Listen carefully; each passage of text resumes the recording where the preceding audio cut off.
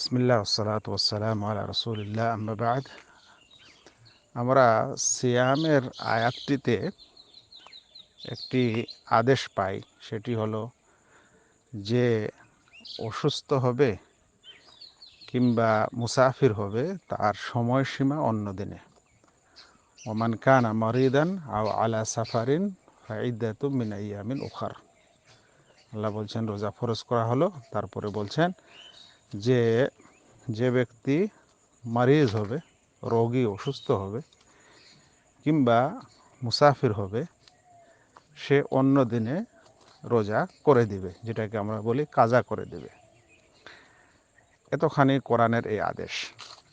এখন আমি আপনাদেরকে প্রশ্ন করছি, আপনি অনেক সময় আপনারা আমাকে বলেন বা আমাদেরকে বলেন যে একটা বই দেন, একটা অনুবাদ করা বই দেন, কোরআনের অনুবাদ দেন, হাদিসের অনুবাদ দেন ইত্যাদি। আচ্ছা, এখানে বলেন তো আপনি অনুবাদটা পড়লেন যে যে অসুস্থ এবং যে মুসাফির তার সময়সীমা অন্য দিনে। এখন আপনি এটা পড়ার পর আপনাকে যদি আমি এখন জিজ্ঞাসা করি যে অসুস্থ কাকে বলে, তাহলে কি উত্তর দিবেন? মুসাফির কাকে বলে, কি উত্তর দিবেন? কোন রোগ হলে আপনি অসুখ ধরবেন, কতখানি সফর করলে আপনি মুসাফির হবেন, এগুলো কি এখানে বর্ণনা আছে? তো এরকম কোনো মানে পড়েই কি আপনি এগুলোর সমাধান দিতে পারবেন? এখন এগুলোর জন্য প্রয়োজন হয় ব্যাখ্যার, আর ওই সময় দেখতে হয় ব্যাখ্যাকার কে, কত বড় পণ্ডিত, কত বড় আলেম, সে তার আকীদা, তার মানহাজ কি। তাহলে এখানেই হচ্ছে আমাদের বর্তমান যুগের ইলমের ঘাটতি। আপনারা ইলমের প্রচার প্রসারের কথা বলে থাকেন, এটা কিছুই না, এটা তর্জমার প্রসার বলে তো ঠিক আছে, নচেত জ্ঞানের প্রসার হচ্ছে না। যাক, এটাকে বলা হয় যে এখানে আদেশটি এসেছে সাধারণভাবে, আর এর ব্যাখ্যা বিশ্লেষণ আমাদের দেখতে হয় সুন্নাহ এবং ইমাম এবং ওলামাদের বিশ্লেষণ। তো প্রথমে আমরা জানবো যে রোগী কাকে বলে আর মুসাফির কাকে বলে। তার আগে আবার জানতে হবে যে আচ্ছা ঠিক আছে, রোগী আর মুসাফির ছাড়া যদি কোনো ব্যক্তি অধিক বয়স্ক হয়, অধিক বৃদ্ধা, তাদের রোজার বিধান কি হবে? দুগ্ধ দানকারিণী মা বা গর্ভবতী মা, তাদের বিধান কি হবে? তাদের রোজার বিধান কি? তাদের সম্পর্কে কি কোরআন হাদিসে কোনো কথা এসেছে? যদি না আসে, তাহলে আপনি এখন এদেরকে এই দুইজনের মধ্যে কারো একজনের সাথে মিলাতে পারেন কি না?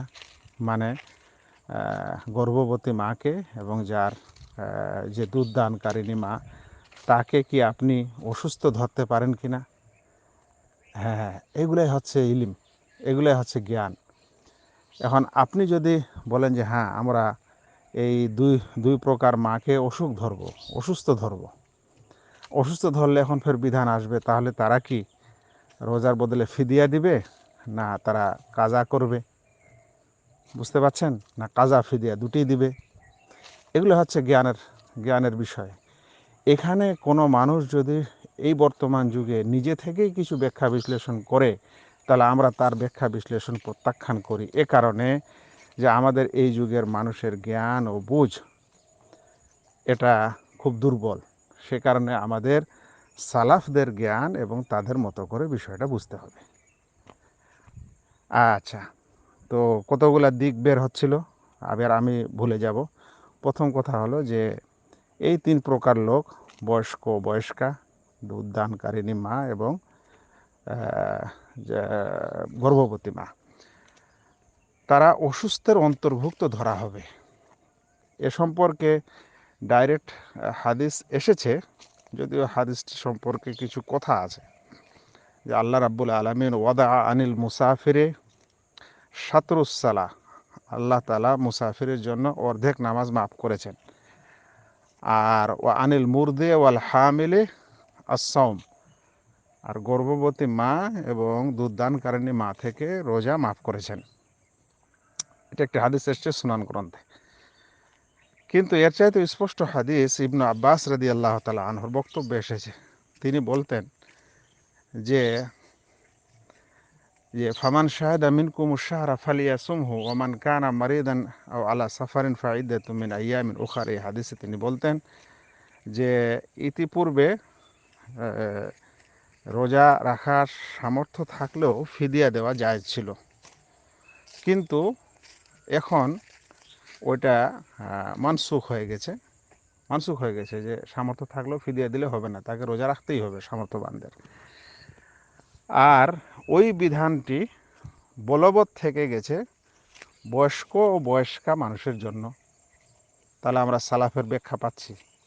এখন আমরা বলবো যে তাই যাদের বয়স বেশি তারা রোজা রাখবে না, কারণ সামর্থ্যবান না, তো কী করবে? ফিদিয়া দিবে। বাকি থাকলো গর্ভবতী মা এবং দুধদানকারিণী মা, তো এদের অবস্থা হয় এদের উপর থেকে রোজা মাফ করতে হবে, আর না হলে কাজা হবে। এখন এখানে সমস্যা হলো এই যে তাদেরকে যদি আপনি বলেন যে রোজা মাফ, তাহলে স্পষ্ট করে দলিল দেই, মাফটা কিভাবে হতে পারে সম্পূর্ণভাবেই। আচ্ছা, যদি বলেন যে না, তাহলে এরা কি করবে? বলে কাজা করবে, অন্য দিনে কাজা করে দিবে। সমস্যা হলো যে দুনিয়াতে এমনও মহিলা আছে যে এই বছর গর্ভবতী, ধরেন এই মাসে এই রমজানে গর্ভবতী, আগামী 6 মাস 5 মাস পর তার সন্তান হলো, তারপরে তার বাচ্চা দুধ পান করছে, আবার সে গর্ভবতী তারপরের বছর, তাহলে সে কীভাবে রোজা কাজা করবে?